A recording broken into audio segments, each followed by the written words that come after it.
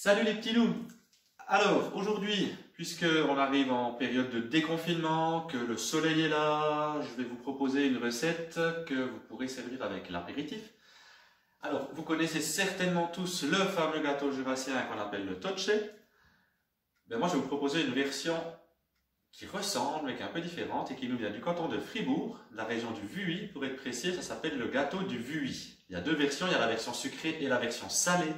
On va faire ici la version salée. Pour faire notre gâteau du Vuy, on va commencer par faire la pâte. C'est une pâte pour laquelle il faut très peu d'ingrédients. Là, je vais faire la pâte pour 2 gâteaux. C'est important, hein? Donc là, les proportions sont doublées. Si vous voulez en faire un seul, il faudra diviser par 2.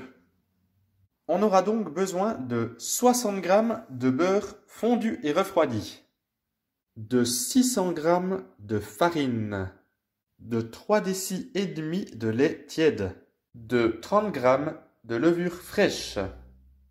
Et pour terminer, 1 cuillère et demie à café de sel.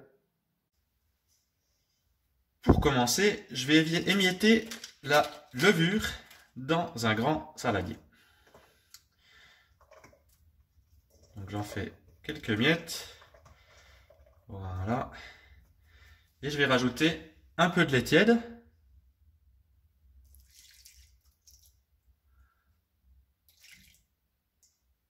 Et je vais délayer la levure dans le lait tiède. Délayer, ça veut simplement dire mélanger jusqu'à ce que la levure et le lait ne fassent plus qu'un. Il ne doit plus y avoir de morceaux comme on voit ici.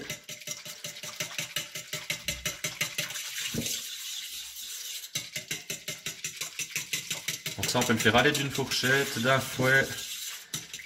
Plusieurs solutions s'offrent à vous. Voilà, une fois que la levure est délayée, j'ajoute le reste du lait et le beurre.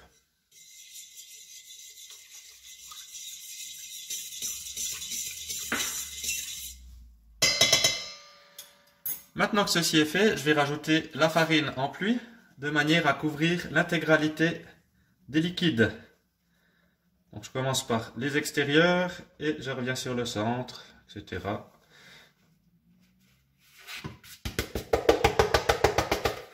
Voilà. Et j'ajoute le sel. Maintenant, il ne restera plus qu'à pétrir notre pâte.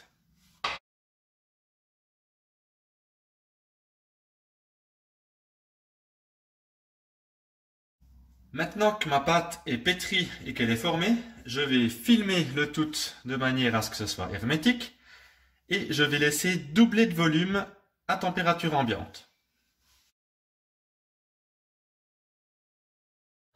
Pendant que ma pâte lève, je vais pouvoir préparer la garniture de mes gâteaux. Donc pour mes 2 gâteaux, j'aurai besoin de 200 g de lardons.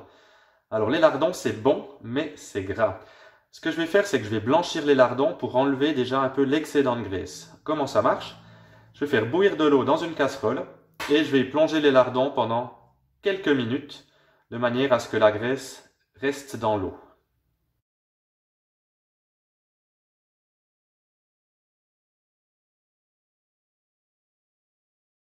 Après 2 minutes passées à l'eau bouillante, le gras est un peu remonté. On voit ici cette écume blanche, ça c'est du gras. Donc on en a déjà enlevé une partie. Maintenant je vais égoutter mes lardons et je vais simplement les laisser refroidir pendant que je fais la suite de la garniture. Pour la suite de la garniture, vous aurez besoin de 2 jaunes d'œufs. Donc on va commencer par séparer le blanc du jaune.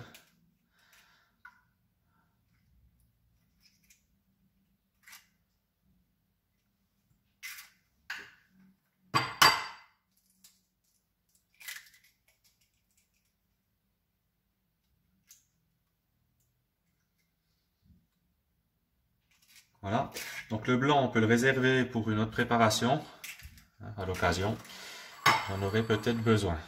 Et il me reste ici les jaunes.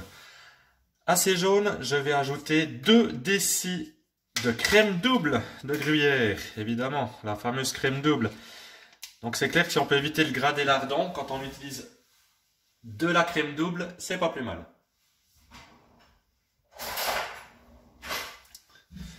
Donc là, je vais aller chercher la crème jusqu'au fond du bocal.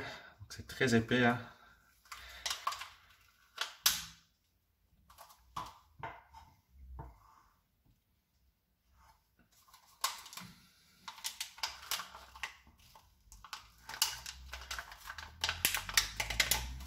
Voilà, le bocal est bien vide. Et maintenant, je vais mélanger tout ça à la fourchette.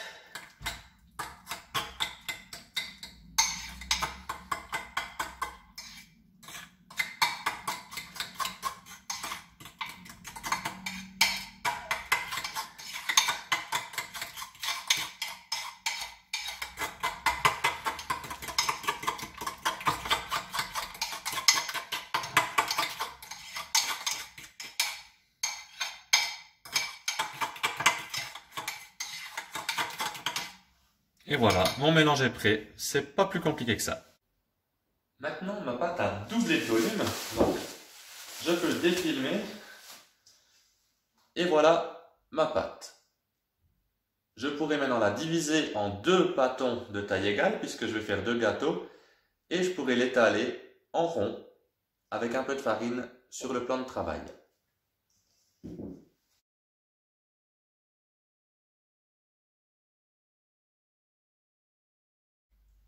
Maintenant que ma pâte est abaissée, je vais pouvoir la placer dans une plaque à gâteau que j'ai préparée à l'avance avec du papier sulfurisé. Donc je place ma pâte et je ponce mon moule, c'est-à-dire que je vais tasser ma pâte contre le fond du moule de manière à former un creux. Voilà. Ensuite, je vais piquer avec une fourchette mon fond de pâte.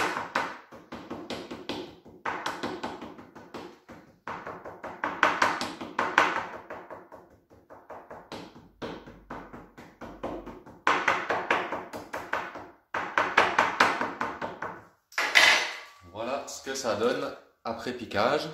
Oups. Et maintenant, je vais encore laisser reposer. Je vais laisser monter encore une fois jusqu'à ce que ça double de volume. Et ça, je vais faire avec un linge par-dessus. Je vais mettre un linge propre par-dessus. Et je vais attendre que ça double de volume, c'est-à-dire environ 30 minutes. Pendant que votre pâte lève une seconde fois, vous pouvez préchauffer votre four à 220 degrés.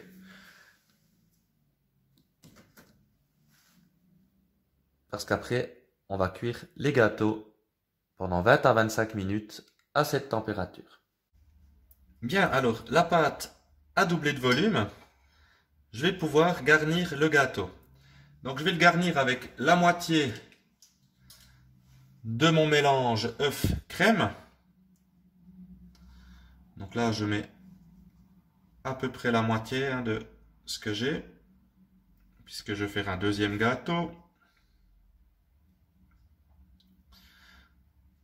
Voilà. Et j'étale ça jusque dans les bords.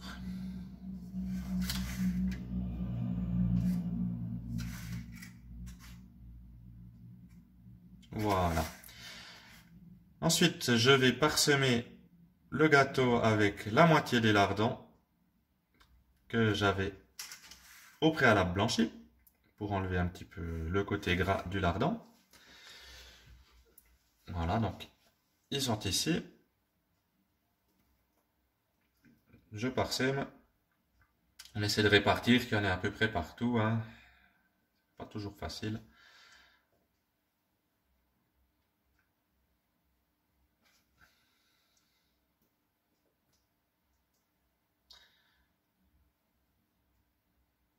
Voilà.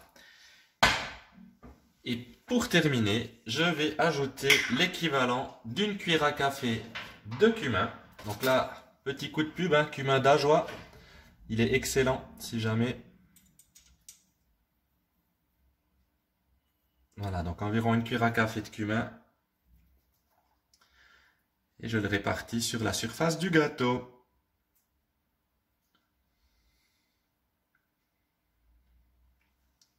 Je pourrai maintenant enfourner mon gâteau à 220 degrés pendant 20 à 25 minutes. Le four est à la bonne température. Je vais déposer le gâteau à l'intérieur du four, dans la rainure inférieure, et je vais l'y laisser pendant 20 à 25 minutes. Ça dépend des fours, c'est à surveiller. Et la température, 220 degrés, je le rappelle. Après 23 minutes de cuisson, très précisément, voilà le gâteau obtenu. Donc on peut le déguster directement chaud, ou alors on peut le laisser refroidir et en couper des petites tranches comme le toché, le manger à l'apéro, froid. C'est comme ça que je le préfère. Bon, eh ben, à tout bientôt. Bye bye les petits loups.